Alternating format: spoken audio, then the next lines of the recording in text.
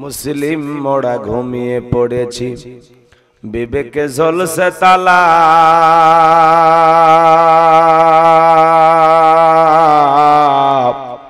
রক্ত মদের হয়েছে শিথিল, পাপে অন্তর কালা।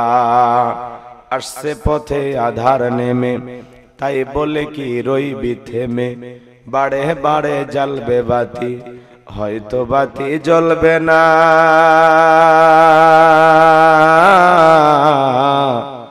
তাই বলে তো ভীরুর মতো বসে থাকলে চলবে না। মুসলিম আমি, সংগ্রামী আমি, আমি চির রণবীর, আল্লাহকে সারা কাউকে মানি না, নারাই তাকবীর।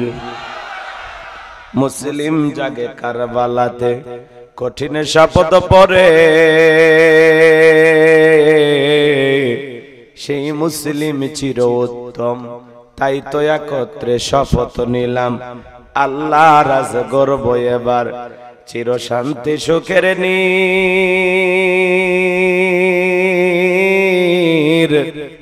আল্লাহকে সারা কাউকে করি না ভয়, নারাই তাকবীর।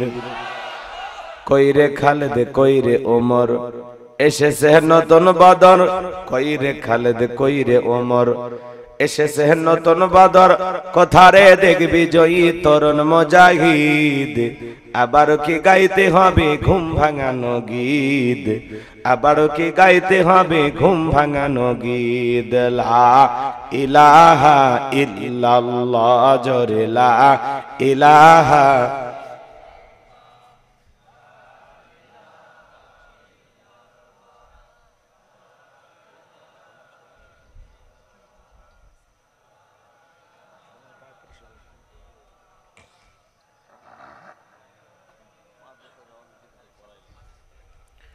জোরে লা ইলাহা ইল্লাল্লাহ, জোরে লা ইলাহা ইল্লাল্লাহ, জোরে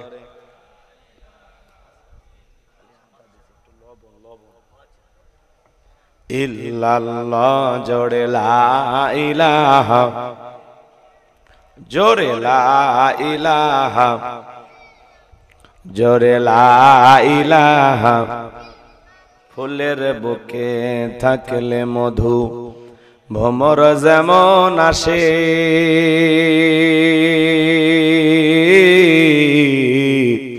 কোরআনের জ্ঞান থাকলে বুকে সবাই ভালোবাসে। লা ইলাহা ইল্লাল্লাহ, জোরে লা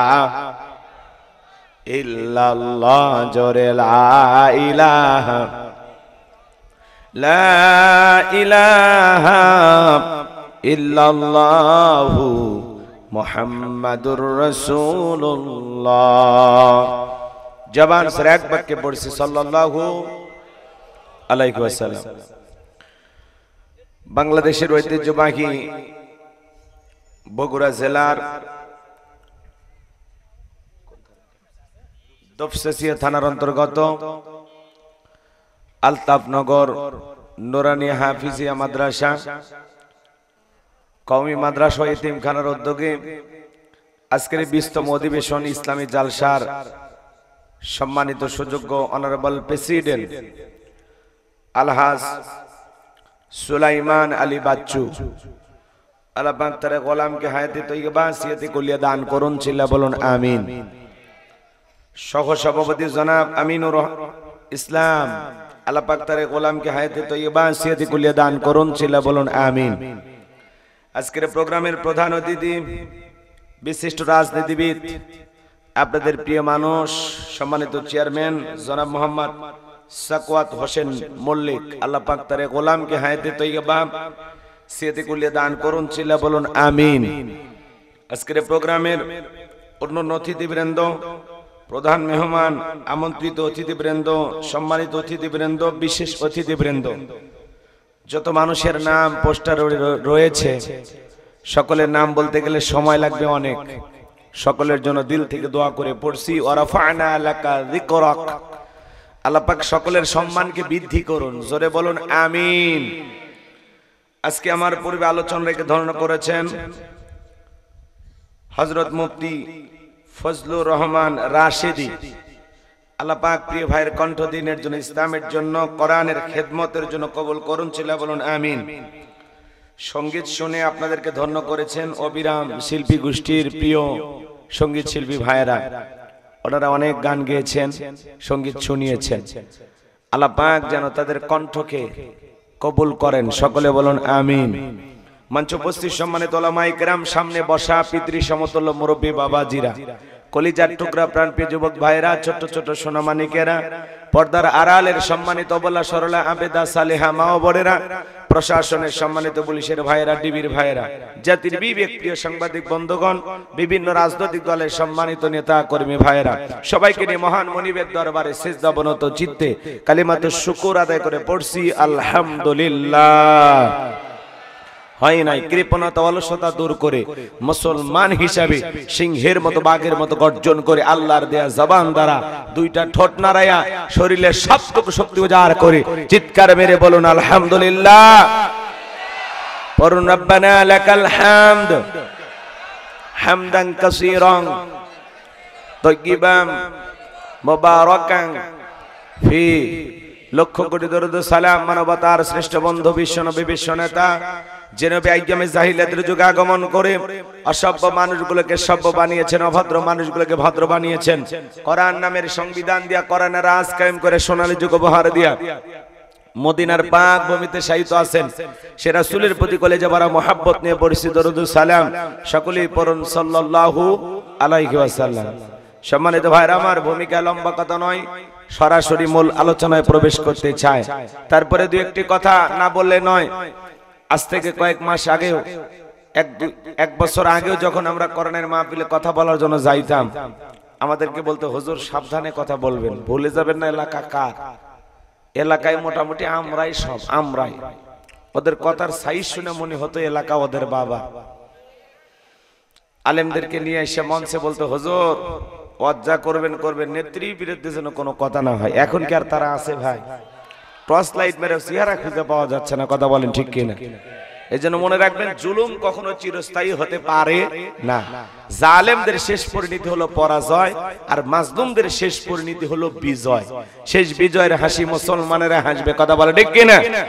ইন্নাল্লাহা লা ইয়াহদিল কওমাজ জালিমিন। যারা জালেম আল্লাহ তাদেরকে পছন্দ করে না, আল্লাহ জালেমদেরকে ভালোবাসে না, আল্লাহ ভালোবাসে মাজলুমদেরকে, কথা বলেন ঠিক কিনা?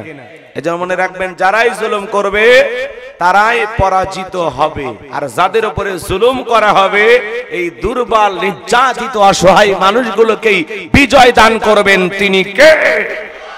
সম্মানিত ভাইরা আমার, কেউ আপনার জন্য জায়গা তৈরি করে দিবে না, নিজের অবস্থান নিজেরকেই তৈরি করে নেওয়া লাগবে। কেউ আপনার জন্য জায়গা ছেড়ে দেবে না, নিজের জায়গা নিজেকেই তৈরি করে নেওয়া লাগবে। এই পৃথিবীর জমিনে নবী রাসূলুল্লাহ দাওয়াতি কাজ করেছেন, তাদের দাওয়াতি কাজে কাফের বেঈমানরা বাধার প্রাচীর তৈরি করে দিয়েছিলেন। এরপর আল্লাহর পয়গম্বরেরা শত বাধার প্রাচীরকে ভেঙে আল্লাহর জমিন, আল্লাহর পথে মানুষকে দাওয়াত দিয়েছেন, কথা বলেন ঠিক কিনা? আপনার আমার প্রিয় নবী কালিমার দাওয়াত দিতে গিয়ে কোরআনের প্রচার করতে গিয়ে মার খেয়েছেন, রক্ত জড়িয়েছেন, দান্দার মোবারক শহীদ হয়ে গেছেন। সাহাবায়ে কিরাম দ্বীনকে প্রতিষ্ঠিত করতে গিয়ে মার খেয়েছেন, রক্ত জড়িয়েছেন, জীবন দিয়েছেন। ও বাংলার মুসলমান, 1952 সালে এদেশের মানুষ যদি ভাষার জন্য জীবন দিতে পারেন, 1971 সালে এদেশের স্বাধীনতার জন্য, এদেশের মাটির জন্য আপনার আমার পূর্বপুরুষেরা যদি জীবন দিতে পারেন, রক্ত দিতে পারেন, 2024 সালে স্বৈরাচার জালেমকে বিদায় করে দেওয়ার জন্য এদেশের 2000 বেশি মানুষ যদি জীবন দিতে পারেন, রক্ত দিতে পারেন, প্রয়োজন যদি হয় আল্লাহর এই জমিনে আল্লাহর দ্বীনকে প্রতিষ্ঠিত করার জন্য, যদি কখনো আকাশে প্রয়োজনে বিবির কাছ থেকে বিদায় নিয়ে, সন্তানদের কাছ থেকে বিদায় নিয়ে, মাথায় কাফনের কাপড় বেঁধে আল্লাহর এই জমিনে আল্লাহর দ্বীনকে প্রতিষ্ঠিত করার জন্য, কোরআনের সমাজ ব্যবস্থা কায়েম করার জন্য নবীদের মতো, সাহাবায়ে কিরামদের মতো বুকের তাজা রক্ত দিতে হয় কোরআনের জন্য, ইসলামের জন্য। কারা কারা বুকের তাজা রক্ত দিতে রাজি? তুই হাত তুলে আল্লাহকে দেখা। লিল্লাহে তাকবীর, লিল্লাহে তাকবীর। আল কোরআনের আলো, আল হাদিসের আলো, দুনিয়ার মুসলিম সারা বিশ্বের মুসলিম, আমার নেতা তোমার নেতা, আমার নেতা তোমার নেতা, লিল্লাহে তাকবীর। হাত টান টান করে তোলেন। আমি কি হাত নামাতে বলেছি? সোজা করেন, হাত সোজা করেন। এই যে মাঝে মাঝে হাত বেঁকা দেখা যায়, দুই হাত সোজা করার শক্তি নেই। আপনি পুরুষ মানুষ, দুধ ডিম ভিটামিন ক্যালসিয়াম মাঝে মাঝে কিনে খাবেন, একেবারে দুর্বল হলে চলতে পারবেন। সোজা করেন, সোজা করেন। আমার আল্লাহ রাব্বুল আলামিন বলেন, ইন্নাল্লাহা আশতারা মিনাল মুমিনিনা আনফুসাহুম ওয়া আমওয়ালাহুম বিআন্না লাহুমুল জান্নাহ। সূরা তাওবার 111 নম্বর আয়াতে আল্লাহ রাব্বুল আলামিন জানিয়ে দিলেন, নিশ্চয়ই মুমিন বান্দাদের জান মাল আমি আল্লাহ ক্রয় করে নিয়েছি, বিনিময়ে দেব জান্নাত। বলুন সুবহানাল্লাহ। তাহলে বলেন তো বাজান, আপনার আমার জীবনের মালিক কে? হে বগুড়ার দোপচাচি আর যুবকেরা ভালো করে বলো তো, এই জীবনের মালিক কে? প্রেম করবার প্রেমিকাকে পার্কে নিয়ে যা ডায়লগ দিবা, এ জীবন তোমার, তুমি শুধু আমার। ওরে হাইব্রিড যুবক, এই জীবনের মালিক কে? আপনার আমার সম্পদের মালিক কে? আল্লাহর দেয়া জীবন, আল্লাহর দেয়া সম্পদ আল্লাহর পথে খরচ করতে রাজি আছেন তো মুসলমান? রাজি আছেন তো ইনশাআল্লাহ? রাজি আছেন তো ইনশাআল্লাহ? বাম হাত নামান, শুধু ডান হাত তুলে রাখেন। আল্লাহ রাব্বুল আলামিন বলেন, ইল্লা সাহাবাল ইয়ামিন ফি জান্নাতিন ইয়াতাসাআলুন। তাকে কালেকশন চলতেছিল, একজন ব্যাগের ভিতর দিয়েছিল 2 প্যাকেট বিড়ি, দিয়ে লিখে দিয়েছে 1 প্যাকেট মাহফিল কমিটির আর 1 প্যাকেট বক্তার। কত বড় দুষ্ট, চিন্তা করেন। এরকম দুষ্টমি করা যাবে না। সবাই পকেটে হাত দিয়ে আল্লাহর রাস্তায় টাকা বের করে দেন। মহিলা প্যান্ডেলে আমার মা বোনেরা, আপনাদের মাঝে চলে গেছে চাদর, বোরকার পকেট থেকে করে দেন হালকা করে একটু আদর। আল্লাহ আমার মা বোনদেরকে দান করার তৌফিক দান করুন। ভাই আমার হাতে 500 টাকা, 1000 টাকা, 2-4 হাজার দেওয়ার মতো কেউ নাই, দেন না বাজান। এলাকার অনেক প্রবাসী ভাইরা আছেন, বিদেশে থাকেন। আমরা জানি আলতাফনগরের মানুষের অনেক টাকা, অনেক সম্পদ, আমরা শুনেছি। আজকে একটু দেখতে চাই। হ্যাঁ, 500 টাকা, 1000 টাকা দেন না বাজান, পকেটে হাত দেন, খুব দ্রুত গতিতে। মাদ্রাসার জন্য একটু জায়গা লাগে, আলহামদুলিল্লাহ 2-4 শতক জায়গা হয়ে গেছে। কয় শতক কিছুই জানেন না, হুজুরে কই গেল সব। আরো কিছু জায়গা লাগবে। এক জায়গা, 1 শতক জায়গার দাম 2 লাখ টাকা। 2 লাখ টাকা 1 শতক জায়গা। আল্লাহর কোন বান্দা এরকম দিলওয়ালা, সম্পদওয়ালা, ধনী কেউ যদি থাকেন যে হুজুর নিজে তো একা মাদ্রাসা করতে পারবো না, এই মাদ্রাসার জন্য আমি 1 শতক জমি কিনে দেব হুজুর, আমি এই মাদ্রাসার একজন অংশীদার হতে চাই, এরকম দিলওয়ালা যদি কেউ থাকেন যে হুজুর আমি একাই 2 লাখ টাকা দিয়ে 1 শতক জমি এই মাদ্রাসার জন্য কিনে দেব, এরকম দানবীর কেউ থাকলে দিতে পারেন ইনশাআল্লাহ। একা দিতে পারেন, 2 জন মিলে দিতে পারেন, পরিবারের সবার পক্ষ থেকেও দিতে পারেন। এরকম যদি কেউ পারেন, আমাদের কয়েক শতক জায়গার দরকার। 2-3 শতক জায়গা হলে হয়ে যাবে ইনশাআল্লাহ। জায়গা হয়েছে, আর 2-4 শতক জায়গার দরকার। এরকম কেউ আছেন যে হুজুর আমি দেব, আপনি টেনশন করেন না হুজুর, আমার এলাকায় মাদ্রাসা হবে, আমি কথা দিলাম হুজুর, আল্লাহ হায়াত দিলে আমি 1 শতক জমি কিনে দেব ইনশাআল্লাহ। আবাজান, দুনিয়াতে কোরআন পড়ার জন্য, একটা দ্বীনি প্রতিষ্ঠান করার জন্য যদি 1 শতক জমির ব্যবস্থা করে দেন, আমি মালিকের কাছে দোয়া করব আল্লাহ যেন জান্নাতের বিশাল নিয়ামতে ভরা জান্নাত আপনার জন্য একটু জায়গা করে দেন। জোরে বলেন আমিন, আর একটু চিল্লায় বলেন না আমিন। আল্লাহ আপনার জন্য জান্নাতে জায়গা করে দেবেন। বাজান কত কত চাচা 500 টাকা দেবেন না? চাচা কি দিবেন? কিছু কইলো চাচা? এর আগে দিয়েছেন, আরো 500 দেবেন নাকি? আছেন কেউ? আছেন বাকিতে? হুজুর আমি দেব ইনশাআল্লাহ, জমি কেনার জন্য 1 লাখ টাকা দেব হুজুর, আমি 50,000 দেব হুজুর, আমি 1 শতক জমি কিনে দেব ইনশাআল্লাহ, যা লাগে দেব। বলেন বাজান, কেউ থাকলে দ্রুত বলেন, আমরা আলোচনায় চলে যাব। ওনারা বলেছেন যে হুজুর এরকম দিলওয়ালা মানুষ এলাকায় আছে, তারা দ্বীনের মোহাব্বত কলিজা আছে, মাদ্রাসার প্রতি দরদ আছে, হুজুর বলবেন, হুজুর পাওয়া যাবে হুজুর ইনশাআল্লাহ।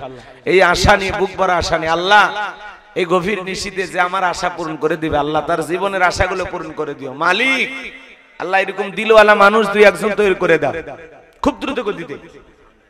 হ্যাঁ, মৌসুমে ধান দিতে পারেন ইনশাআল্লাহ, খুব দ্রুত গতিতে দিলে দেন, না দিলে আলোচনায় চলে যাও। বাজান সময় নেওয়া যাবে না। কেউ আছেন যে হুজুর আমি দেব ইনশাআল্লাহ? 5,000, 10,000, 1 লাখ, 2 লাখ, যা পারেন বলেন। হ্যাঁ 500। কি নাম বাবা? আতাউর নাম? আতাউর আছে? এই কোরআনের মধ্যে কোনো মিথ্যা আছে? কোনো ভেজাল আছে? কোনো ধোঁকা আছে? থাকবে কি করে? কিতাবটি নাজিল করেছেন কে? সে আল্লাহ রাব্বুল আলামিন বলেন, যালিকাল কিতাবু লা রাইবা ফি। আমার আল্লাহ রাব্বুল আলামিন বলেন, এটি এমন একটি কিতাব যেই কিতাবের মধ্যে কোনো সন্দেহ নাই, কোনো সংশয় নাই, কোনো মিথ্যা নাই, কোনো ধোঁকা নাই। There is no doubt. বলুন আল্লাহু আকবার। হুদাল লিল মুত্তাকিন, মুত্তাকি বান্দাদের জন্য গাইডলাইন হিসাবে, পথ প্রদর্শক হিসাবে আসমান থেকে কিতাবটি নাজিল করেছেন কে? আরেকটু জোরে বলেন কে? সেই কিতাবের আলোচনা শুনলে লাভ না লস? লাভটা কি আমার আল্লাহ জানায় দিলেন, ওয়া ইযা কুরিয়াল কুরআনু ফাসতামিউ লাহু ওয়া আনসিতু লাআল্লাকুম তুরহামুন।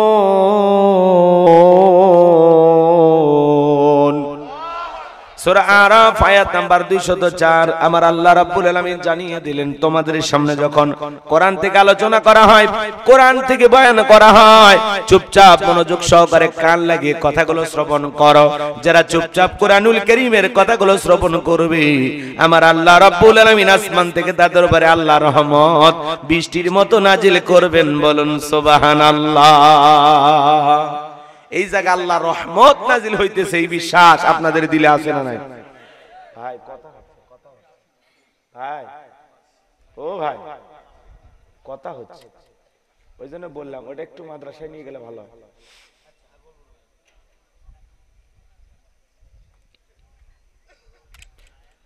এদিক খেয়াল করেন। তাহলে বলেন, কোরআনের কথাগুলো শুনলে লাভ না ক্ষতি? ওয়াযাক্কির ফাইন্না যিকরা তানফাউল মুমিনিন, সূরা জারিয়ার 55 নম্বর আয়াত। আল্লাহ তাআলা বলেন, যারা আমার মুমিন বান্দা, তাদের সামনে যখন কোরআন দিয়ে ওয়াজ করা হয়, কোরআন থেকে বয়ান করা হয়, এই কথাগুলো শোনার পরে আমার মুমিন বান্দাদের উপকারে আসবে। বলুন সুবহানাল্লাহ। তাহলে কোরআন থেকে কথা বলে আমাদের উপকার না ক্ষতি? লাভ না লস? তাহলে কোরআন থেকে আলোচনা হওয়ার দরকার আছে না নাই? তাহলে ছোট্ট একটি সূরা আপনাদের খেদমতে আমি তেলাওয়াত করেছি, পবিত্র কোরআনুল কারীমের 108 নম্বর সূরা। সূরাটির নাম কাউসার। মোট আয়াত আছে 3টি, রুকু আছে 1টি। বিশ্ব নবীর মক্কার জিন্দেগিতে আল্লাহ রাব্বুল আলামিন এই সূরাটি নাজিল করেছেন। অনেকে ভাবতেছেন, হুজুর এই সূরা থেকে ওয়াজ করবেন, আগে যদি জানতাম আপনার মাহফিলে আসতাম না। আচ্ছা বলেন তো বাজান, পরিচিত পথে পথ চলতে সহজ হয় না কঠিন হয়? এটা কথা বলা লাগবে ভাই। আমি করব ওয়াজ, আপনারা দেবেন আওয়াজ, জবাব দিবেন ঠিক ঠিক, আলোচনা হবে কমপ্লিট। শ্রোতাদের স্পিরিটে বারে বক্তার হিট, আলোচনা হবে জায়গা মতো ফিট। আগে বলতাম কিছু আজ প্যান্ডেলে, কিছু আজ অ্যাঙ্গেলে, এখন আর অ্যাঙ্গেলে না, যা বলবো সব ডাইরেক্ট। অ্যাঙ্গেলে বলার দিন শেষ, ডাইরেক্ট বলার বাংলাদেশ। একটু কথা বলে বুঝান যে আপনারা পুরুষ। লিল্লাহে তাকবীর। তাহলে এইবার বলেন, পরিচিত পথে পথ চলা সহজ না কঠিন? পরিচিত মানুষের সাথে কথা বলে ভালো লাগে না খারাপ লাগে? পরিচিত পথে পথ চলতে যেমন সহজ হয়, পরিচিত মানুষের সাথে কথা বলে যেমন ভালো লাগে। বক্তা যদি পরিচিত আয়াত বা সূরা থেকে কথা বলে, সেইটা শুনলে আরো বেশি ভালো লাগে, কারণ এই বিষয়টা আপনারও জানা আছে। আর যেই জিনিস যত বেশি জানবেন, তাতে চর্চা কমে না বাড়ে? চর্চা কমে না বাড়ে? হয়তোবা সূরা কাউসারের তাফসীর আপনারা যেভাবে জানেন, আমি হয়তোবা সেভাবে জানি না। আজকে আমি যেভাবে বলবো হয়তো আপনারা সেভাবে শোনেন না। কথায় আছে, এক একটা ফুলের এক একটা সুঘ্রাণ। কথা বলেন ঠিক কি না? এজন্য শুরু করতে দেন, মজা লাগবে ইনশাআল্লাহ। কোরআনের কথা তো মজা না লাগার কোনো কারণ নেই। মনটা যদি আবু বকরের মতো নরম হয়, কোরআন শুনলে ঈমানটা বাড়বে। কথা কয় না কেন? ওয়া ইযা তুলিয়াত আলাইহিম আয়াতুহু যাদাতুহুম ঈমানা। মুমিনের সামনে কোরআন তেলাওয়াত করলে মুমিনের অন্তরটা কি হয়? কথা কয় না কেন? কষ্ট হচ্ছে আপনাদের? আপনি যদি মুমিন নিজেকে দাবি করেন, তাহলে কোরআন শুনলে আপনার ঈমানটা বৃদ্ধি পাবে, ঈমানটা বাইরে যাবে, ঈমানের ব্যাটারিতে চার্জ হবে। সুবহানাল্লাহ। আর মনটা যদি আবু জেলের মতো 6-9 দিয়ে ভরা থাকে, আবু জেল সারা রাত রাসূলের কণ্ঠে কোরআন শুনে সকালবেলায় বলতো পাগল, জাদুকর, ছাগল, এরকম বলতো না? পাগল, জাদুকর, নানান কথা বলতো। রাসূল যদি হয় পাগল, আবু জেল হলো ছাগল। কথা বলেন না কেন? সারা রাত কোরআন শুনে রাসূলের ট্যাগ লাগায় বলতো পাগল, জাদুকর, গণক, কবি, নানান ধরনের ট্যাগ লাগাইতো। অথচ এরা রাতের বেলায় বউ বাচ্চা বাদ দিয়ে রাসূলের কণ্ঠে তেলাওয়াত শুনতো। সুবহানাল্লাহ বলা। এইরকম আবু জেহেল কোরআন শোনার পরেও নিজের পরিবর্তন হয় নাই। এক শ্রেণীর মানুষ বর্তমান পৃথিবীতে বের হয়েছে, যাদের চরিত্র আবু জেহেলের চাইতেও খারাপ। এরা কোরআনের কথা হবে এটা সহ্যই করতে পারে। কথা কয় না কেন? কোরআনের মাহফিল হবে এটাও চায় না, আছে না নাই বাজান? ওদের চরিত্র হলো আবু জেহেলের চাইতেও খারাপ।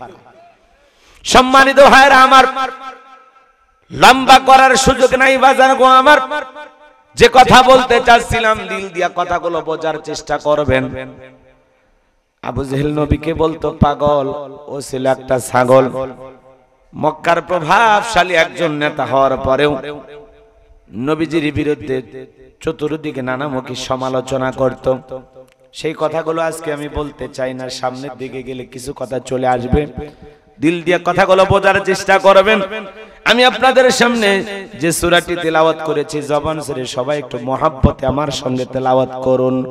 আউযু বিল্লাহি মিনাশ শাইতানির রাজীম।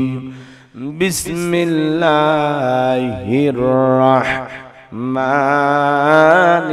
রহিম। বিতাড়িত মুর্দার শয়তানের কাছ থেকে আল্লাহ পাকের কাছে আশ্রয় প্রার্থনা চাচ্ছি। পরম করুণাময় অসীম দয়ালু আল্লাহ তাআলার নামে শুরু করছি। ইন্না আ'তাইনাকাল কাউসার ফাসাল্লি লিরাব্বিকা ওয়ানহার ইন্না শানিয়াকা হুয়াল আবতার। আল্লাহু আকবার। যে কোন আয়াত বা সূরার তাফসীর করতে হলে কোন প্রেক্ষাপটে কোন সময় আল্লাহ তাআলা সেই সূরাটি বা আয়াতটি নাজিল করেছেন, সেই নাজিলের প্রেক্ষাপট জানা দরকার আছে না নাই? আরবিতে বলা হয় শানে নজুল। যদি শানে নজুল আলোচনা করা হয় তাফসীর বুঝতে সহজ হয়। তাহলে আল্লাহর হাবিবের উপরে কোন সময় কোন প্রেক্ষাপটে আল্লাহ তাআলা এই সূরাটি নাজিল করেছেন আমি কি একটু তুলে ধরব? কষ্ট হবে না তো ইনশাআল্লাহ? সম্মানিত ভাইয়েরা আমার, এই যুবক, এই বসো, এই বসতে বলছি না? এই ছেলে, 12টা বাজছে, বলো 12টা বাজছে তো ওঠো কেন? কিসের পেশাব?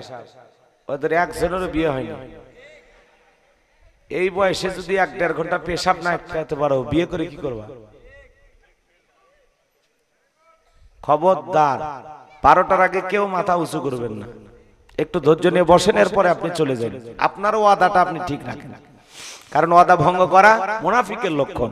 আমার বিশ্বাস বগুড়ার মাটিতে কোনো মুনাফিকের জায়গা নাই। কথা বলে ঠিক কি না? আপনারা সবাই নির্ভেজাল খাঁটি মুমিন, এটা আমি বিশ্বাস করি। আপনারা ভালো মানুষ। সম্মানিত ভাইয়েরা আমার, দিল দিয়ে কথাগুলো বোঝার চেষ্টা করবেন বাজান। বিশ্ব নবীর উপরে কোন প্রেক্ষাপটে কোন সময় আল্লাহ তাআলা সূরা কাউসার নাজিল করেছেন, নাজিলের প্রেক্ষাপটটা কেমন ছিল, সময়কালটা কেমন ছিল, গভীর মনোযোগ দিয়ে শুনে যান। নবীর প্রিয় সাহাবী হযরত আনাস রাদিয়াল্লাহু তাআলা বলেন, নবীজি কাবার হাতিমে হেলান দিয়ে বসা। আমি তাকায়া দেখি নবীজির মনটা ভীষণ খারাপ, মুখটা মলিন, চোখের কোণা দিয়া অশ্রু ঝরতেছে। কিছুটা সময় অতিবাহিত হয়ে যাওয়ার পরে আমি তাকায়া দেখি আমার নবীজি মুস্কি মুস্কি হাসতেছেন। বলুন সুবহানাল্লাহ। হযরতে আনাস দেখে বলেন, নবী গো, এই মাত্র দেখলাম মনটা খারাপ, মুখটা মলিন, চোখের কোণা দিয়ে অশ্রু ঝরতেছে, আবার কেনই বা মুস্কি মুস্কি হাসেন? আমার নবী কেন কাঁদেন, কেন হাসেন? এর পিছনেও রহস্য আছে না নাই? নবীজির কান্না করার কারণ হলো নবীজির কলিজার টুকরা ছেলে সন্তানগুলো জন্ম নেয়, আর একে একে ছেলে সন্তানগুলো মারা যায়।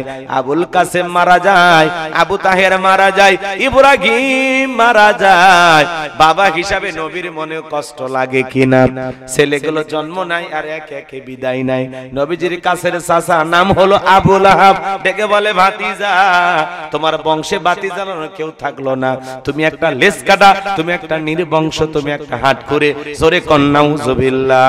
যদিও রাসূলের 4-4টা কন্যা সন্তান জীবিত ছিল, কিন্তু ছেলেগুলো জন্ম নেয় আর একে একে মারা যায়। আর নবীজির কাছের চাচা হয়ে সমালোচনা করে।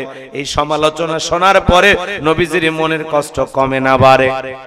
আপনারাই বলুন বাজান, আল্লাহ না করুক আপনার আমার সন্তান যদি মারা যায়, কাছের আত্মীয় স্বজনদের উচিত বিপদের দিনে সান্ত্বনা দেওয়া। বাবা তুমি সবর করো, ধৈর্য ধারণ করো, জীবন মৃত্যুর মালিক আল্লাহ। আল্লাহ সন্তান দিয়েছে, আল্লাহ নিয়েছে, মন খারাপ করো না। আল্লাহ যদি চায় বছর না ঘুরতে আবারও তোমাদের ঘর আলোকিত করে সন্তান দিতে পারেন তিনি কে? কাছের মানুষদের উচিত বিপদের দিনে সান্ত্বনা দেওয়া। কিন্তু নবীর চাচা আবু লাহাব এতটাই খারাপ দেখে বলে, ভাতিজা তোমার বংশে বাতি জ্বালানো কেউ থাকলো না, তুমি একটা লেজ কাটা, তুমি একটা নির্বংশ। এই কথাগুলো বলে বিশ্ব নবীর মনে মনে কষ্ট দেয়। আমার নবী মনে মনে অনেক কষ্ট পায়। একে তো সন্তান হারানোর ব্যথা, আপন মানুষদের সমালোচনা। নবীজির ছেলে সন্তানগুলো আল্লাহ তাআলা কেন উঠায় নিলেন, এর পেছনেও কারণ আছে না নাই? অনেক পয়গম্বরের সন্তান জীবিত ছিল যৌবন পর্যন্ত, প্রাপ্ত বয়স পর্যন্ত, কিন্তু বিশ্ব নবীর একটা ছেলে সন্তানও পৃথিবীর জমিনে কেন জীবিত থাকলো না? আল্লাহ তাআলা কেন শিশুকালে উঠায় নিলেন? নবীর উম্মত হিসাবে জানতে মনে চায় না রাসূলের ছেলে সন্তানগুলো আল্লাহ তাআলা কেন শিশুকালে উঠায় নিলেন? নবীজির ছেলে সন্তানগুলো শিশুকালে বিদায় নেওয়ার পিছনে কারণ আছে তিনটি। জোরে বলেন কয়টি? কি সেই তিনটি কারণ? কারা কারা শুনবেন হাত তুলে দেখান। লিল্লাহি তাকবীর। হাত নামান। নবীর উম্মত হিসেবে জানতে মনে চাই না রাসূলের ছেলে সন্তানগুলো কেন জীবিত থাকলো না? আল্লাহ তাআলা কেন তাদেরকে শিশুকালে উঠিয়ে নিলেন? কি সেই তিনটি কারণ, কি সেই তিনটি রহস্য? যদি আমি বলতে চাই 3 নাম্বার আয়াতের আলোচনা করা লাগবে। আমি কি 1 নাম্বার আয়াত বাদ দিয়ে 3 নাম্বারে যাব, নাকি আস্তে আস্তে শুরু করা যাক? ধৈর্য আছে তো বগুড়ার ভাইয়েরা? ধৈর্য আছে তো? লিল্লাহি তাকবীর। তাহলে রাসূলের ছেলেগুলো কেন জীবিত থাকলো না, কি সেই কারণ আমি বলার চেষ্টা করব ইনশাআল্লাহ। সম্মানিত ভাইয়েরা আমার, তাহলে একে তো সন্তান হারানোর ব্যথা, আপন মানুষদের সমালোচনা, অন্যদিকে সাহাবায়ে কিরাম যারা ইসলাম ধর্ম গ্রহণ করে কাফের বেঈমান তাদের উপর নির্যাতন জুলুমের স্টিম রোলার চালায়। হযরতে বেলাল তখনও কালেমা পড়ে মুসলমান হন নাই।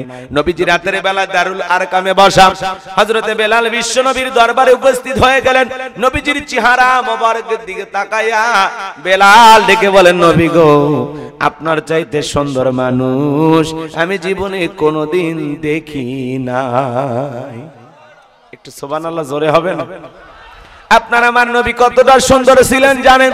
হযরতে জাবের রাদিয়াল্লাহু তাআলা বলেন, পূর্ণিমা রাত আমি রাসূলের বাড়িতে গিয়েছিলাম, সেদিন দেখেছিলাম চাঁদ উদয় হয়েছে দুইটা, একটা চাঁদ আসমানে আর একটা চাঁদ জমিনে। হযরতে জাবের দেখে বলেন, আমি একবার আকাশের পূর্ণিমার চাঁদের দিকে তাকাই আর একবার বিশ্ব নবীর চেহারার দিকে তাকাই। হযরতে জাবের বলেন, ওই আকাশের পূর্ণিমার চাঁদের চাইতেও বিশ্ব নবীকে আমার কাছে বেশি সুন্দর মনে হয়। সুবহানাল্লাহ জোরে বলেন। আপনার আমার নবী কতটা সুন্দর ছিলেন, নবীর সম্মান মর্যাদা কি আমরা বুঝি না? এক জায়গায় ওয়াজ করলাম, ভাই বলেন তো আমাদের নবীর নাম কি? বলে হুজুর আব্দুল কাদের জিলানী। পীর সাহেবের নাম মুখস্থ আছে, কপাল পরা, নবীর নামটাও বলতে পারে না। আম্মা জান আয়েশা ডেকে বলেন, মিশরের নারী ইউসুফ নবীর চেহারার দিকে তাকাইয়া ফল কাটতে গিয়ে আঙ্গুল কেটে ফেলে দিয়েছিল। ওরা যদি একবার আমার বিশ্ব নবীর চেহারার দিকে তাকাইতো, শুধুমাত্র আঙ্গুল নয়, আঙ্গুল কাটতে কাটতে, হাত কাটতে কাটতে কখন যে নিজের কলিজা কেটে দুফাক করে দিত, মুহূর্তের জন্য টের পাইতো না। আপনার আমার নবী এতটাই সুন্দর। আম্মা জান আয়েশা আরো বলেন, ও দুনিয়ার মানুষ, তোমাদের সূর্য আছে, আমি আয়েশার একটা সূর্য আছে। তোমাদের সূর্য উদয় হয় দিনের বেলায়, আর আমি আয়েশার সূর্য উদয় হয় রাতের বেলায়। আম্মা জান আয়েশা বলেন, আমি একদিন সেলাইয়ের কাজ করতেছিলাম, হঠাৎ করে হাত থেকে সুইটা পড়ে গেল, বাতিতে কোনো তেল ছিল না, বাতি জ্বালাইতে পারলাম না, অপেক্ষায় বসে থাকলাম। বিশ্বনবী যখন এশার নামাজ আদায় করার পরে ঘরের ভিতরে প্রবেশ করলেন, সর্বপ্রথম নবীজি ঘরে ঢুকে আম্মা জান আয়েশাকে সালাম দিলেন। নবী ঘরে ঢুকে স্ত্রীকে কি দিলেন? একটু জোরে বলেন। আপনার আমার ঘরে স্ত্রী আছে না নাই? তাহলে বাড়িতে যাব, ওকে সালাম দেওয়া দরকার আছে না নাই? বাড়িতে যাব, ওকে সালাম দিবেন, আসসালামু আলাইকুম রহিমা, কেমন আছো সোনা? ঘরের দরজাটা খোলো না, আমি তোমার লিটনের বাপ, তোমার দিওয়ানা। বউ খুশি হয়ে দরজা খুলে দেবে, কথা বলেন ঠিক কিনা? কিন্তু আপনার আমার ব্যবহার এত মিষ্টি না, ঘরে দরজা যা ডাক দে, এ রুবেলার মায়ে দরজা খোল, বেশি দেরি হলে দরজা ভাঙে ফেলে দিয়া, আজ তোর পিঠের উপর কি যে হবি রে। ভিতর থেকে বউ বলে, এটা স্বামী না, সেখানে আজরাইল। কথা কন আছে না? অনেকে বলে হুজুর বউকে সালাম দিতে শরম লাগে।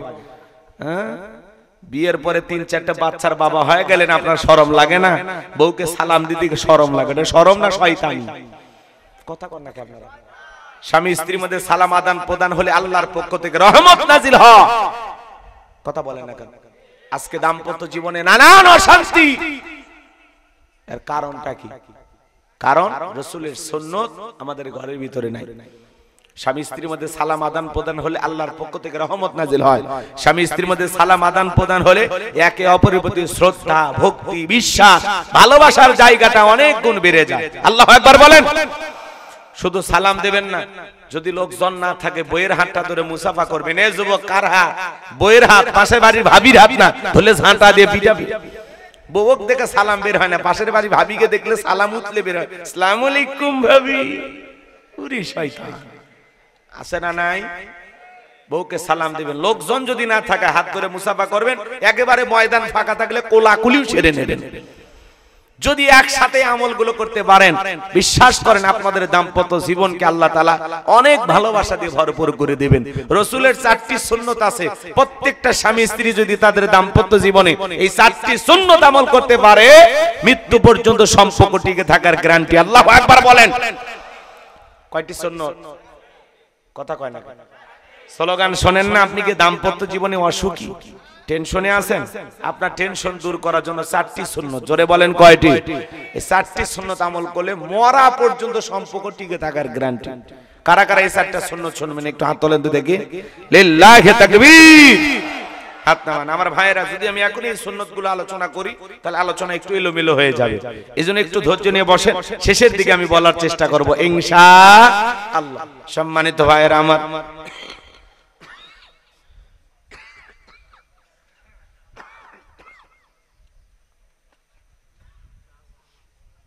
দিল দিয়ে কথাগুলো বোঝার চেষ্টা করবেন বাজান। আম্মা জান আয়েশা ডেকে বলেন, নবীজি সালাম দিয়ে যখন ঘরের ভিতরে প্রবেশ করলেন, নবীজির চেহারার আলোতে সইটা কই পড়ে আছে আমি পরিষ্কার দেখতে পেয়েছি। বলুন সুবহানাল্লাহ। কেমন নবী পাইছি বাজান, যে নবী হ্যাঁ বললে तमाम পৃথিবীবাসীর জন্য আল্লাহ পাক হালালে পরিণত করে দেয়, যে নবী না বললে तमाम পৃথিবীবাসীর জন্য আল্লাহ পাক হারামে পরিণত করে দেয়। জমিনে পথ চললে আসমানের মেঘ এসে ছায়া প্রদান করে। আল্লাহু আকবার। যে রাস্তা দিয়ে হেঁটে যান ওই রাস্তা দিয়ে সুগন্ধি পাওয়া যায়। রাসূল যখন ঘেমে যেতেন, রাসূলের দেহের ঘামগুলো আম্মা জানেরা শিশির ভিতরে জমা রাখতেন। বিশেষ দিনে নবীজির দেহের ঘামগুলো সুগন্ধি হিসেবে ব্যবহার করা হতো। বলুন সুবহানাল্লাহ। নবীজি যখন ওযু করতেন বাজান, ওযুর পানি দিয়া সুঘ্রাণ পাওয়া যায়। যেই ছাগলের স্তনে দুধ নাই, বিশ্বনবী হাত লাগায় দিলে দুধে পরিপূর্ণ হয়ে যায়। যেই খাবার 2-3 জন মানুষ খাবে, ওই খাবারে রাসূলের হাতটা লেগে গেলে শত শত মানুষ খাবার কেউ যেমন খাবার তেমনি থাকে। কেমন নবী পাইছি বাজান, যে নবী আসমানের চাঁদের দিকে ইশারা করলে চাঁদ 2 টুকরো হয়ে যায়, জমিনে পা তুললে মাওলা পাকের আরশে আজিমে পৌঁছে যায়। একটু চিল্লায় বলেন না সুবহানাল্লাহ। নবীর সম্মান মর্যাদা কত বাজান, কয়টা কথা বলবো বলার অত সুযোগ নাই। সেই নবীর কাছে বেলাল কথা মনে আছে না নাই? বেলাল ডেকে বলে, নবী আপনার চাইতে সুন্দর মানুষ আমি কোনোদিন দেখি নাই। ও নবী, আপনি কালেমার দাওয়াত দেন, ইসলামের প্রচার প্রসার করেন, দয়া করে আমারে কালেমা পড়ে মুসলমান বানায় দেন। বিশ্ব নবী পড়া দিলেন, লা ইলাহা ইল্লাল্লাহু মুহাম্মাদুর রাসূলুল্লাহ সাল্লাল্লাহু আলাইহি ওয়াসাল্লাম। হযরত বেলাল কালেমা পড়ে মুসলমান হয়ে গেল। নবী আমার ডেকে বলে, বেলাল ইসলামের অবস্থা এখন ভালো না, কালেমা পড়ে আপাতত প্রকাশ করা যাবে না। আপনারাই বলেন তো বাজান, ইসলামের অবস্থা কি সব সময় ভালো থাকে? আজ तमाम পৃথিবীর দিকে তাকায় দেখেন, तमाम পৃথিবীর জালেম বেঈমানেরা, ওই সাদা চামড়ার দলেরা, ওই জঙ্গলি জানোয়ারেরা ঐক্যবদ্ধ হয়েছে পৃথিবীর জমিন থেকে ইসলাম আর মুসলমানকে মুছে ফেলে দেবে। বলেন তো বাজান, तमाम পৃথিবীর জালেম বেঈমানেরা ঐক্যবদ্ধ হয়ে ইসলাম আর মুসলমানকে মুছে ফেলে দেওয়ার শক্তি কি ওদের আছে? জোরে বলেন বাজান, আছে? ইসলাম ওরা মুছে ফেলতে পারবে না, কারণ ইসলামের সুইচ আছে কার হাতে? আমার আল্লাহ বলেন ইউরিদুনা লিইউতফিউ নূরাল্লাহি বিআফওয়াহিহিম ওয়াল্লাহু মুতিম্মু নূরিহি ওয়ালাউ কারিহাল কাফিরুন। সূরা সাফ আয়াত নাম্বার 8 আল্লাহ রাব্বুল আলামিন জানিয়ে দিলেন কাফেররা চাই মুখের ফুৎকারে দিনের আলোকে ইসলামের আলোকে কোরআনের আলোকে নেভায়া দিতে। আমার আল্লাহ দেখে বলেন আল্লাহু মুতিম্মু নূরিহি, এই জমিনে দিনের আলোকে কোরআনের আলোকে ইসলামের আলোকে আমি আল্লাহ রাব্বুল আলামিন প্রতিষ্ঠিত করেই ছাড়ব। যদিও কাফের বেঈমানদের অন্তরে যত ধরনের জ্বালা যন্ত্রণা হোক না কেন, বলুন আল্লাহু আকবার, ইসলাম আছে থাকবে। ইসলামকে নিভায়া দিতে আসবে যারা, জনমের মতো তাদেরকে বিদায় করে দিবেন তিনি কে? ইসলাম আছে, ইসলাম থাকবে। ইসলামকে যারাই থামায়া দিতে আসবে ওই জানোয়ারদেরকে নমরুদ ফিরাউনের মতো বিদায় করে দেবেন তিনি কে? ইসলাম বিদায় করার ক্ষমতা কারো নাই। কথা বলেন না কেন? কারণ ইসলামের সুইচ আছে আল্লাহর হাতে। কথা বলেন কার হাতে? আল্লাহর হাতে। কষ্ট হচ্ছে আপনাদের? আমার ভাইয়েরা, তাম পৃথিবীর দিকে তাকায় দেখেন, যেখানেই মুসলমান সেখানে নির্যাতন জুলুম আছে না নাই? আজও চীনের উইঘুরে মুসলমানদেরকে হত্যা করা হয়, কাশ্মীরে মুসলমানদেরকে মারা হয়, ভারতে গরুর গোশত খাওয়ার অপরাধে আজও মুসলমানদেরকে নির্যাতন করে বিদায় করে দেওয়া হয়। কথা বলেন ঠিক কিনা? অসংখ্য মুসলমান জমিনে এখনো রক্ত দিতেছে। বাংলার ভূখণ্ডেও এদেশের সোনার মানুষদেরকে ফাঁসির দড়িতে ঝুলিয়েছে। এদেশের নিরহ আলেমদেরকে শাপলা চত্বরে রাতের আধারে মিডিয়াকে এবং বিদ্যুৎ লাইট সবকিছু বন্ধ করে গণহত্যা চালিয়েছে। কথা বলে ঠিক কিনা? যারা এদেশের আলেমদের বুকে গুলি চালিয়েছে, এদেশের নিরহ ইমাম মুয়াজ্জিনদেরকে মিথ্যা মামলা হামলা দিয়ে যারা জেলখানায় বন্দী করেছে, এদেশের আলেমদেরকে যারা লাঞ্ছিত করেছে, আজকে সমাজের চোখে আল্লাহ তাদেরকে লাঞ্ছিত করে ক্ষমতার চেয়ার থেকে বিতাড়িত করে দেশ থেকে বিদায় করে দিয়েছে। এই পাওয়ার কার? আমরা চাইলাম ম্যাডাম পদত্যাগ করেন, আল্লাহ বলে কিসের পদত্যাগ?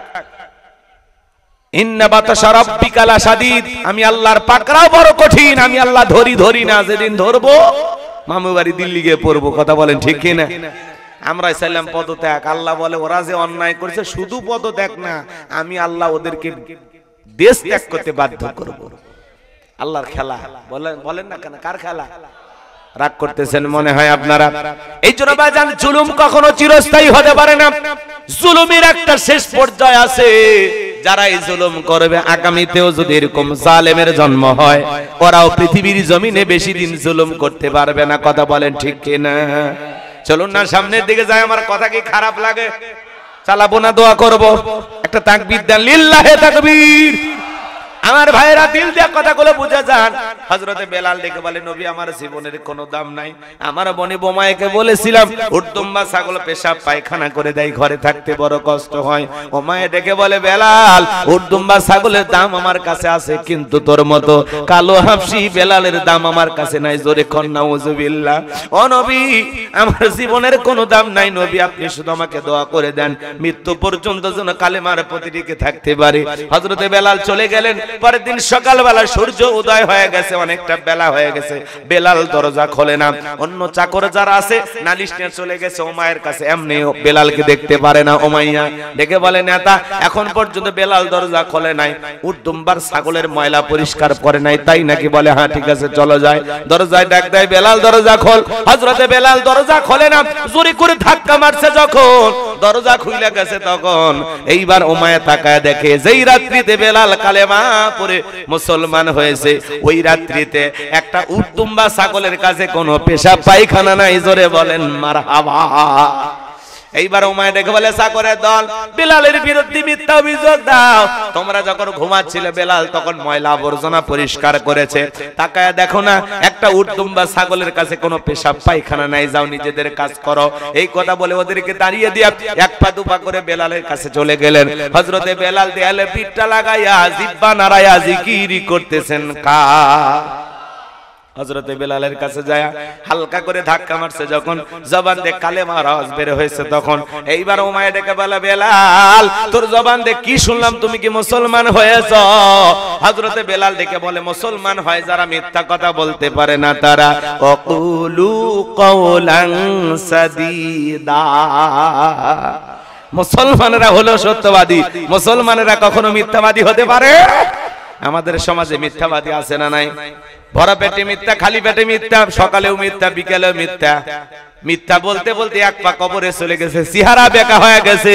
এত মিথ্যা কথা বলে, শয়তান পর্যন্ত বলে আমি এত খারাপ না। কথা বলেন, মিথ্যাবাদী আছে না নাই? এতই মিথ্যা কথা মানুষ বলে। আল্লাহ আমাদের হেদায়েত দান করেন। আমরা কি মিথ্যা বলবো না সত্য বলবো? জোরে বলেন না ভাই। সত্যবাদী হতে রাজি আছি তো ইনশাআল্লাহ?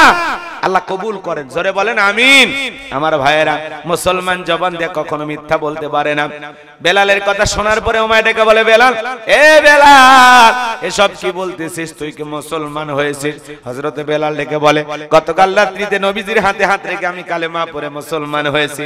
উমাইয়া ডেকে বলে, বেলাল এখনো সময় আছে, তুমি যদি চাও উট দুম্বা ছাগলের মালিক আমি তোমাকে বানায়া দেব, থাকার জন্য ভালো ঘর বাড়ির বানায়া দেব, ব্যবস্থা করে দেব। হযরতে বেলাল দেখে বলে, উমাইয়া পার্থিব কোন সম্পদের বিনিময়ে বেলাল তার ঈমান বিক্রি করবে না। বলেন আল্লাহু আকবার। এই কথা শোনার পরে উমাইয়া দেখে বলে, বেলাল কয়েকদিন আগে আবু জেহেল আমাদের একটা পার্লামেন্টে নিয়ে যায়। আবু জেহেলের পার্লামেন্টে ঘোষণা করেছে চাকর বাকরকে নজরে রাখবা, তারা যেন মুহাম্মাদের কাছে না যায়।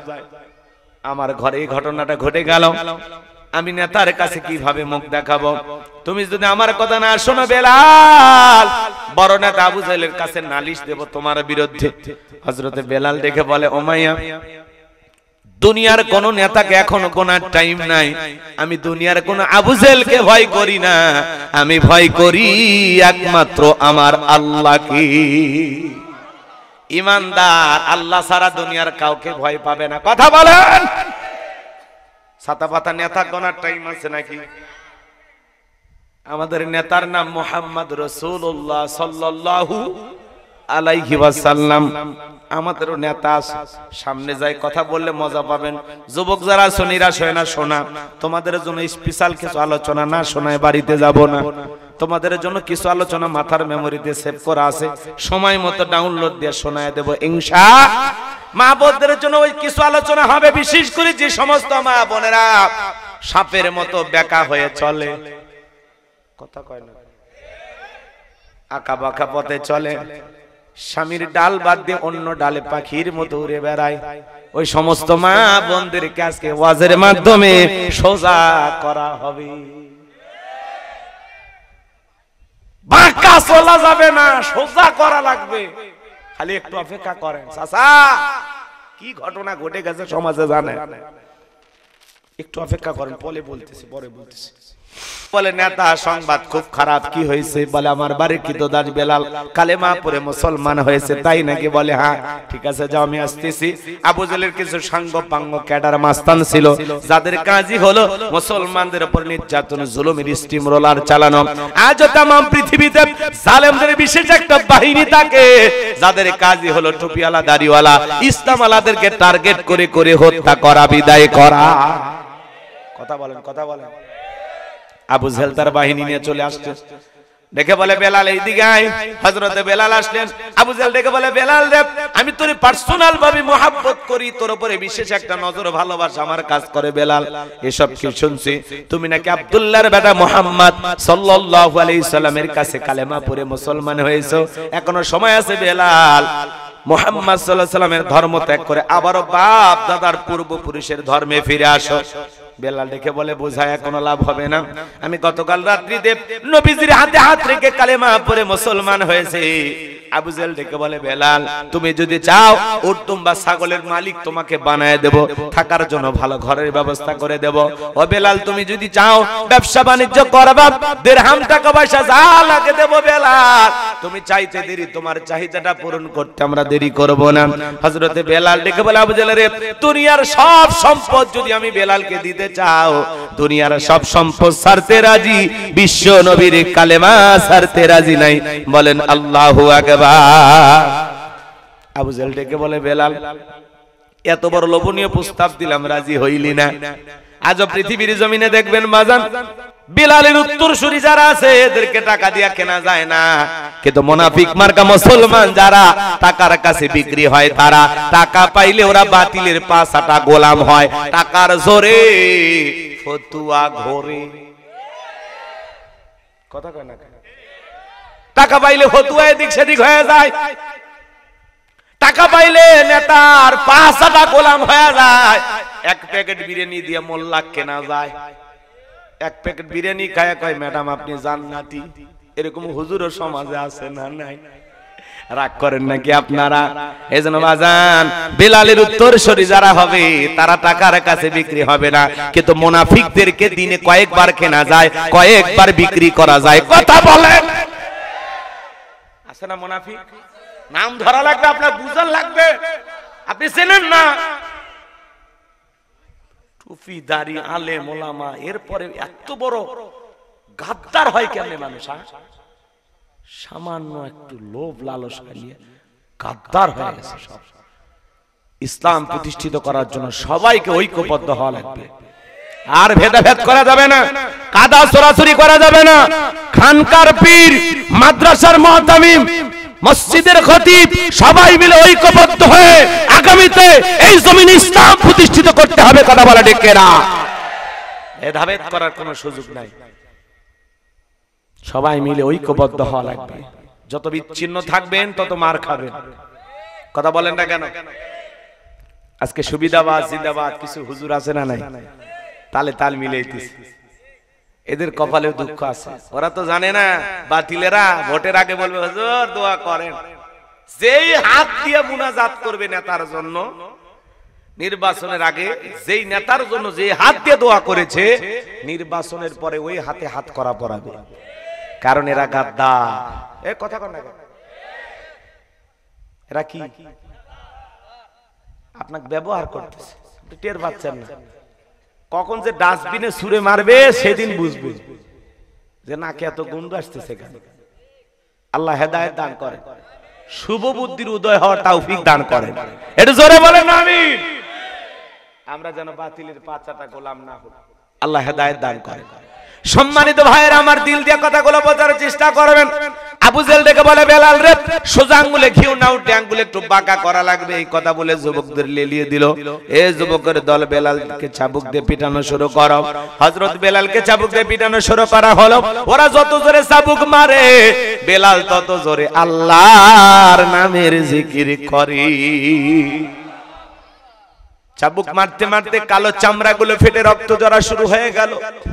আবু জেহেল ডেকে বলে বেলাল চাবুক দিয়ে পিটাইতে পিটাইতে কালো চামড়া গুলো ফেটে রক্ত ঝরতেছে রে বেলাল, তবু কি নবী মুহাম্মাদের কালেমা ছাড়বি না?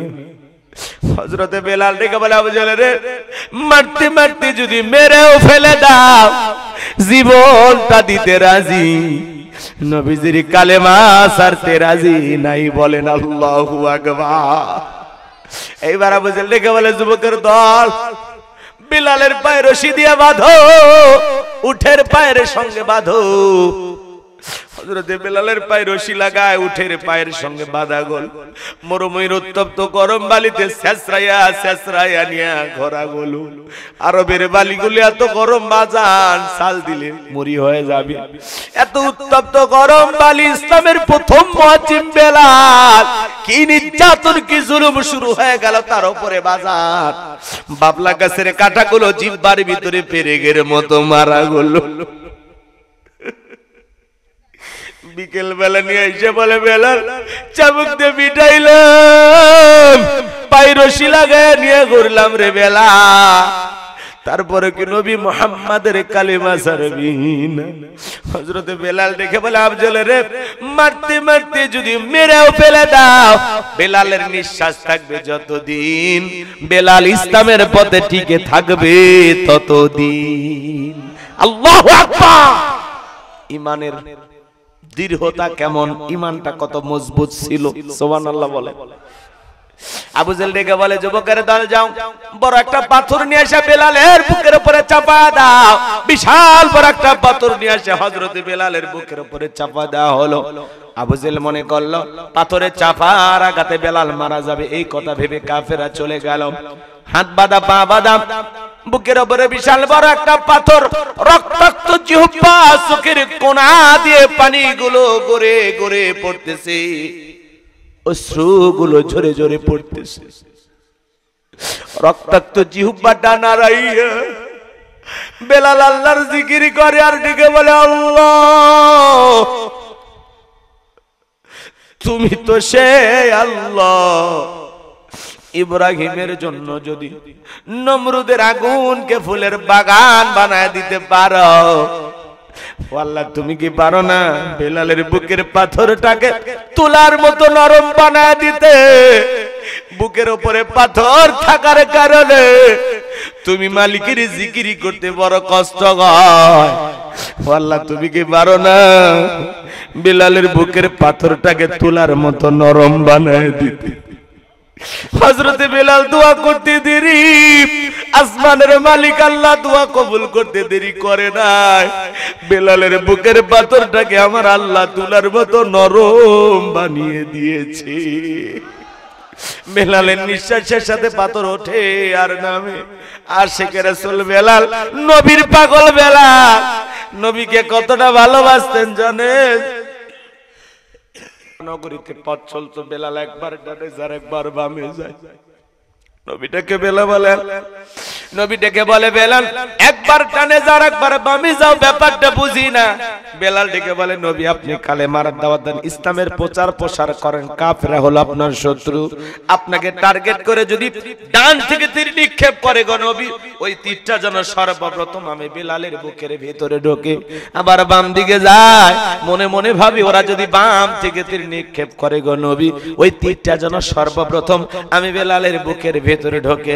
আমি বেলাল মারা গেলে ইসলামের ক্ষতি হবে না, আপনি নবী মারা গেলে ইসলাম আর মাথা উঁচু করে সামনের দিকে দাঁড়াতে পারবে না। নিজের জীবনের বিনিময়ে বিশ্ব নবীকে আগলায় রাখতেন বেলাল। বলুন আল্লাহু আকবার। ছোট্ট একটি কথা বলে দিয়ে যায় বাজান, নবীজি যেদিন ইন্তিকাল করেছিলেন, বেলাল ছোট্ট বাচ্চার মতো ফুপিয়ে ফুপিয়ে কান্না করে, দাড়ি ভিজে যায় চোখের অশ্রু দিয়া। বেলালকে কেউ থামাইতে পারে না বেলালের কান্না। সাহাবায়ে কেরাম কাঁধে হাত বুলাইয়া বুকে জড়ায় নিয়া সান্ত্বনা দিয়া বলে বেলাল এভাবে কান্না করো না, ভেঙে পড়ো না। বেলাল কারো কথা শোনে না, ছোট্ট বাচ্চার মতো ফুপিয়ে ফুপিয়ে কান্না করে আর বলে না আমি আর জীবনে কোনোদিন আজান দেব না, আমি আজান দেওয়ার পরে বিশ্ব নবী ইমামতির মুসল্লায় দাঁড়াবে না, আমি বেলাল আর কোনোদিন আজান দেব না। নবী আমাকে এতিম বানায় চলে গেল, আমি এখন কার পিছে ঘুরবো? কে আছে দুনিয়ায়? বেলাল হাউমাউ করে কাঁদে। সোমবারের দিনে বিশ্ব নবী ইন্তেকাল করেছিলেন, বুধবারের দিনে তামাম পৃথিবীর উম্মতকে কাঁদিয়ে মদিনার সবুজ গম্বুজের নিচে আপনার আমার প্রিয় নবী কলিজার টুকরা নবীকে শায়িত করা হলো বাজান। হযরত বেলাল আর মদিনায় থাকলেন না, মনের কষ্ট নিয়ে চলে গেলেন।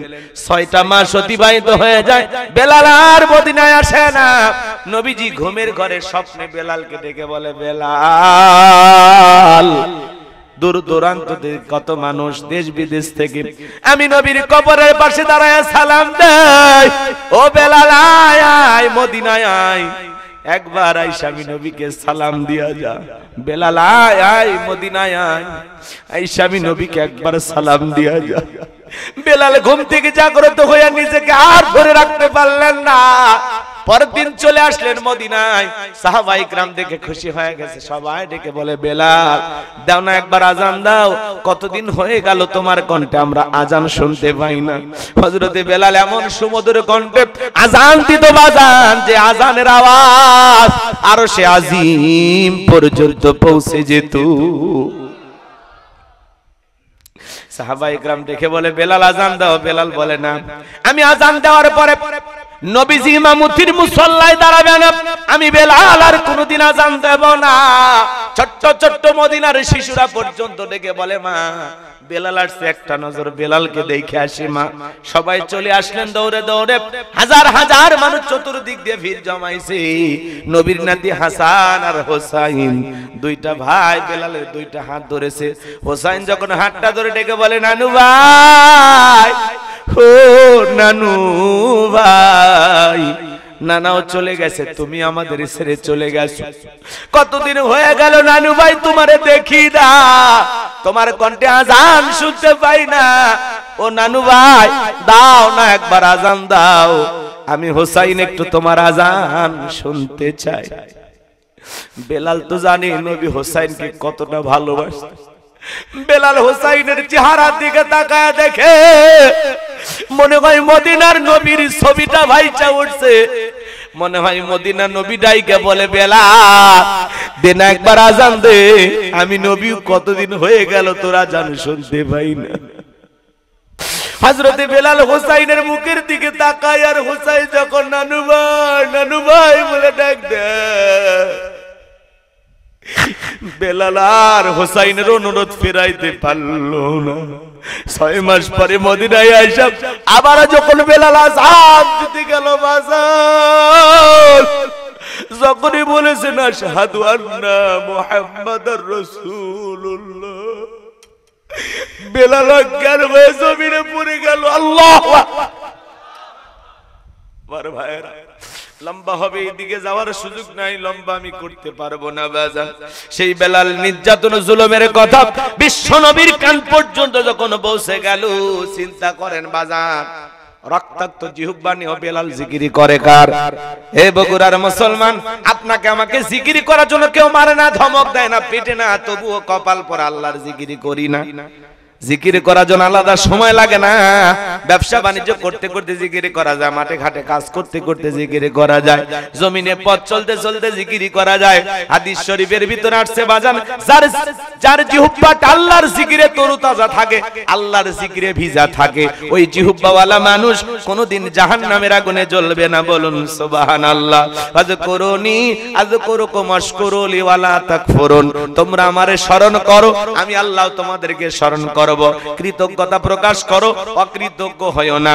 তাহলে চলতে ফিরতে সব সময় জবানে জিকিরি চালু রাখতে হবে কার? সব সময় পড়বেন সুবহানাল্লাহ, আলহামদুলিল্লাহ, আল্লাহু আকবার, লা ইলাহা ইল্লাল্লাহ, সুবহানাল্লাহি ওয়া বিহামদিহি, সুবহানাল্লাহিল আযীম। পারবো তো ইনশাআল্লাহ? সুবহানাল্লাহি ওয়া বিহামদিহি, সুবহানাল্লাহিল আযীম। জবানে হালকা, মিজানের পাল্লায় সওয়াব অনেক বেশি। সুবহানাল্লাহ বলে। সম্মানিত ভাইরা আমার, হযরত বেলালের নির্যাতন জুলুমের কথা বিশ্ব নবীর কান পর্যন্ত যখন পৌঁছে গেল, নবী দেখে বলে আবু বকর, বেলালের কষ্ট আমার আর সহ্য হয় না, যাও যাও তুমি আমার বেলালের জন্য একটা কিছু করো।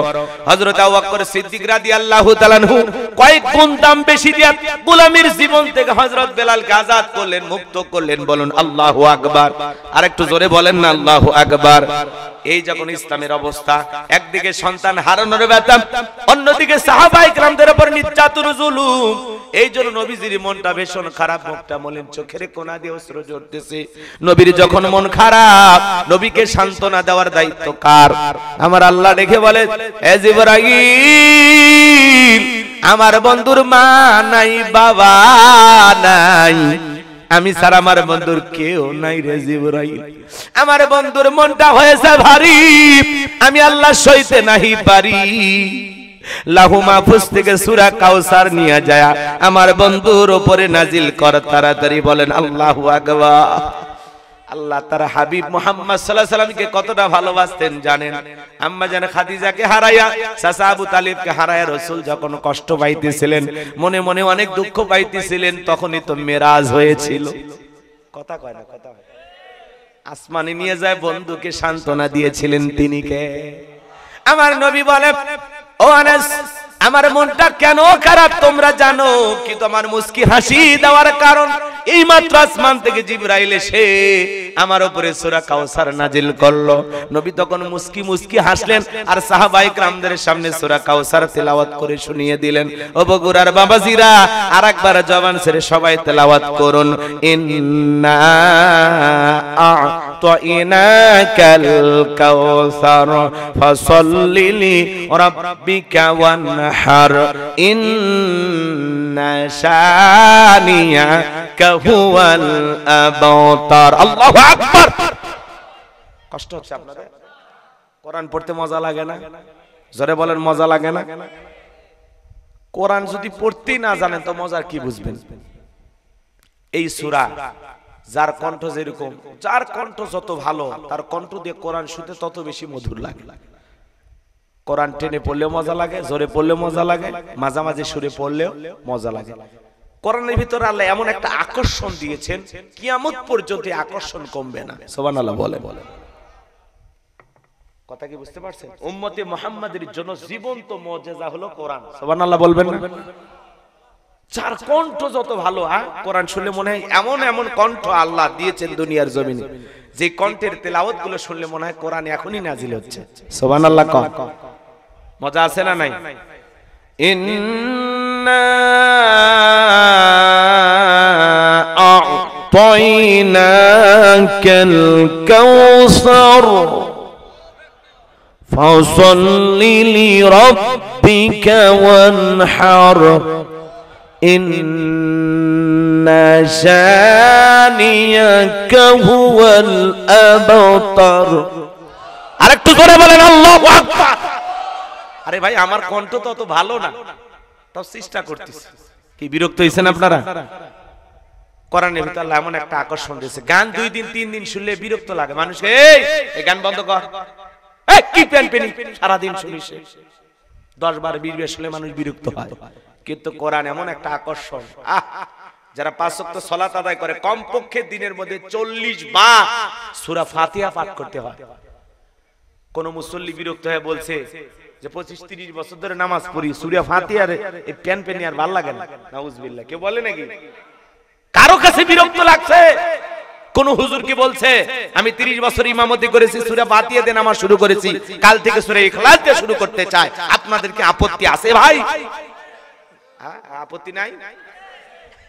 এখন হুজুর যদি মাগরিব থেকে শুরু করে দেয় ডাইরেক্ট কুল হু আল্লাহু আহাদ, পিছন থেকে কি বলবেন? আল্লাহু আকবার। হুজুর আগে সূরা ফাতিহা পড়েন, এরপরে অন্য সূরা ধরেন। আর যে হুজুর সূরা ফাতিহা ছাড়া নামাজ পড়াইতে চায়, বিনা বেতনেও চাকরি করলে ওই হুজুরের পিছনে নামাজ পড়ব না। কারণ সূরা ফাতিহা ছাড়া সালাত হবে? কথা কয় না, সালাত হবে? কষ্ট হচ্ছে আপনাদের? একটা গান বাজান 10 বার 20 বার শুনলে মানুষ বিরক্ত হয়ে যায়, রাগ করে মানুষ, এই গান বন্ধ কর। কিন্তু কোরআন এমন একটা কিতাব, এমন একটা আকর্ষণীয় কিতাব, এমন একটা মধু আল্লাহ দিয়েছে, কিয়ামত পর্যন্ত আকর্ষণ কমবে না। সুবহানাল্লাহ বলেন। সময় নাই বাজান, ওইদিকে গেলাম না, কষ্ট হচ্ছে আপনাদের? এবার চলেন আলোচনার গভীরে প্রবেশ করি। আল্লাহ রাব্বুল আলামিন বলেন, ইন্না আ'তাইনাকাল কাউসার। একটু জোরে বলেন আল্লাহু আকবার। আল্লাহ রাব্বুল আলামিন বলেন, অবশ্যই আমি আল্লাহ। আর মানুষ দলে দলে পানি পানি বলে চিৎকার মারবেন, বিশ্ব নবীর দিকে রওনা করবেন। নবীজি হাউজে কাউসারের পিয়ালা নিয়ে দাঁড়িয়ে থাকবেন।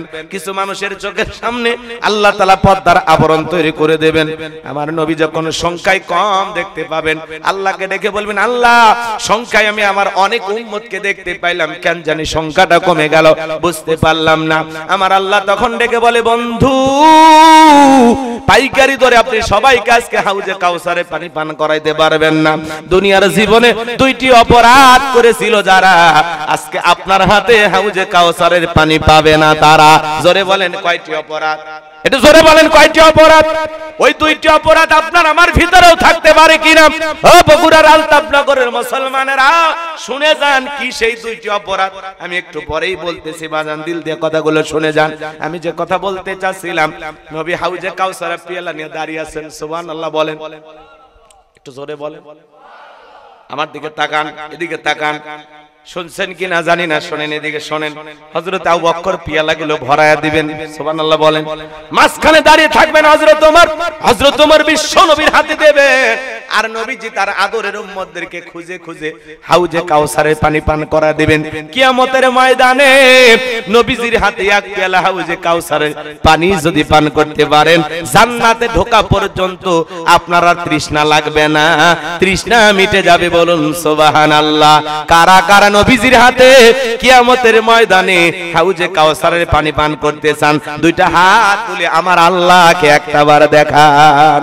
আল্লাহ আমাদের সবাইকে কিয়ামতের ময়দানে নবীজির হাতে হাউজে কাউসারের পানি পান করা তৌফিক দান করুন। জোরে বলুন আমিন, চিল্লায় বলুন আমিন, আরেকবার জোরে বলেন আমিন। হাত নামান আমার ভাইয়েরা, পানি চাইলে তো পাওয়া যাবে না, কাজ করা লাগবে না। কথা কয় না, কথা কয় না।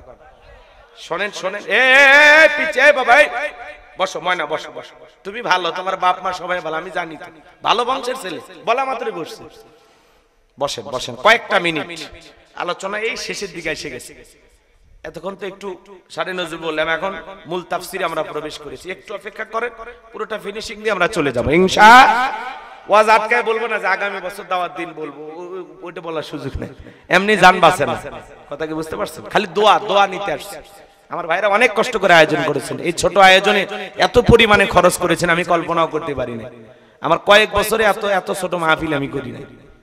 হ্যাঁ, আর বগুড়াতে একটু লোক কম হয়, এটা মাইনে নেওয়াই লাগে। কথা কি বোঝে না? শ্বশুর বাড়ি এলাকা, কিছু বলতেও পারি না, কথা কয় না। আজকে বগুড়াতে কি ঘটনা ঘটছে আপনারা শুনছেন? একটু পরে বলতেছি। কি রাগ করতেছেন না? বলবো এখনই।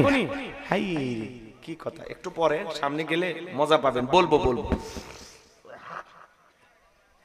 আমার ভাইয়েরা দিল দিয়ে কথাগুলো বোঝার চেষ্টা করবেন, গভীর মনোযোগ দিয়ে কথাগুলো শুনে যাবেন বাজার। নবীজি হাউজে কাউসারের পিয়ালা নিয়ে দাঁড়িয়ে আছেন, নবীজির হাতে যদি হাউজে কাউসারের পানি পান করতে পারেন, আর আল্লাহর আরশের নিচে আল্লাহ যদি ছায়া দান করেন, আপনি জান্নাতি, আপনার আর কোনো টেনশন নাই। সুবহানাল্লাহ। কিয়ামতের কঠিন দিন আল্লাহ সহজ করে দেবেন। এদিক শোনেন, আপনাদের এলাকায় আসলাম, একটা ছেলের হাতে কিছু চকলেট দিলাম, দিয়ে বললাম ভাতিজা তুমি আমার জন্য এক বাদা পানি নিয়ে আসো, আমি একটু উজু বানাবো। ওই ছেলেটা চকলেট পাইয়া বদনা নিয়ে মারছে, দেউ মাঝখানে আসার খায় পুড়িয়ে গেছে, হাঁটু ছিলে গেছে, রক্ত বের হয়ে গেছে। এরপরে বদনা ভরাইয়া পানি নিয়েই আমার সামনে হাজির। আমি তখন বললাম বাবা পানিটা আনতে গিয়ে কষ্ট হয়েছে, মাঝখানে আসার খায় পুড়িয়ে গেছে, হাঁটু ছিলে গেছে, রক্ত বের হয়েছে, ব্যথা মনে হয় ভালোই পাইছো। ছেলেটার হাতে চকলেট থাকার কারণে বলতেছে আমি এরকম কত পড়ে যাই, আমার কিছুই হয় না। কথা কয় না কেন? ওই চকলেট থাকার খুশির কারণে ব্যথাকে ব্যথা মনে হচ্ছে না। কিয়ামতের ওই কঠিন ময়দানে রাসূলের হাতে এক পেয়ালা হাউজে কাউসারে পানি যদি পান করতে পারেন, আর আল্লাহর আরশের নিচে ছায়া যদি ভাগ্যে জুটে যায়, কিয়ামতের কঠিন দিন আপনার কাছে কঠিন মনে হবে না, আল্লাহ সহজ করে দিবেন। বলুন সুবহানাল্লাহ। আরেকটু জোরে বলুন সুবহানাল্লাহ। এখন পানি চাইলেই তো পাওয়া যাবে না, কাজ করতে হবে। একটু ঠান্ডা পানিতে ওযু বানায় নামাজ আদায় করতে হবে। হঠাৎ করে কেউ যদি নামাজ ধরে, পুরাতন মুসল্লিরা নতুন মুসল্লি দেখে কি করে? ঠাট্টা বিদ্রুপ করে, হাসি তামাশা করে, বলে আজকে সূর্য কোন দিক উঠছে? উত্তর পাড়ার বাদশা দেখি মসজিদে নামাজ পড়বি না 2 দিন পরে আবার ছাইরে দিবে। এই চাচা, আপনি তো দাওয়াত দিয়ে 5 জনকে মসজিদে আনতে পারেন না। একটা লোক হঠাৎ করে নামাজ ধরেছে, তার নিয়ে এত চুলকানি কেন? এত ঠাট্টা বিদ্রুপ কেন? এত হাসি তামাশা কেন? এত সমালোচনা কেন করেন? আপনার এই কথার তীর শুনে ওই লোকটা যদি আগামী কাল থেকে মসজিদে না আসে, আল্লাহর কাছে কি জবাব দিবেন? কথা কয় না, কথা কয় না। আপনার এই সমালোচনার তীর সহ্য করতে না পেরে লোকটা যদি মসজিদে আসা ছেড়ে দেয়, কি জবাব দিবেন বলেন? আপনি বলেন, কি জবাব দিবেন বলেন? এই জন্য আমরা কোন নামাজিকে নিয়ে সমালোচনা করব হঠাৎ করে কেউ নামাজ ধরেছে, পারলে দোয়া করেন, ভাতিজা তুমি মসজিদে আসছো, মনে মনে আমি এটাই চাইছিলাম, আল্লাহর কাছে দোয়া করি আল্লাহ যেন মৃত্যু পর্যন্ত তোমাকে মসজিদে এসে নামাজ আদায় করার তৌফিক দান করেন। পারলে আসরের নামাজ শেষে আলতাফ না করে চাই রেল স্টেশনের পাশে বসে এক কাপ চা খা, যে ভাতিজা তুমি নামাজে আসছো দেখে দিলটা ভরে গেছে, আর চাচার পক্ষ থেকে এক কাপ চা খা। একটু ভালোবাসেন, বুকে টানেন, ঘৃণা ছড়ানো কেন? মানুষকে ভালোবাসাতে পরিবর্তন করা যায়, কথা বলে ঠিক কিনা? অস্ত্র দিয়ে বিশ্ব জয় করা যায় না, মানুষের মন ভালোবাসা দিয়ে বিশ্ব জয় করা যায়, কথা বলে ঠিক কিনা? এই জন্য আঘাত দিয়ে আমরা কথা বলবো না, আমার আচরণে আমার কথায় কোন মানুষ যেন কষ্ট না পায়, আমি এই দিকটা খেয়াল রাখবো। কথা কয় না কে ভাই? হঠাৎ করে একটু যুবক বয়সে দাঁড়িয়ে রাখছে,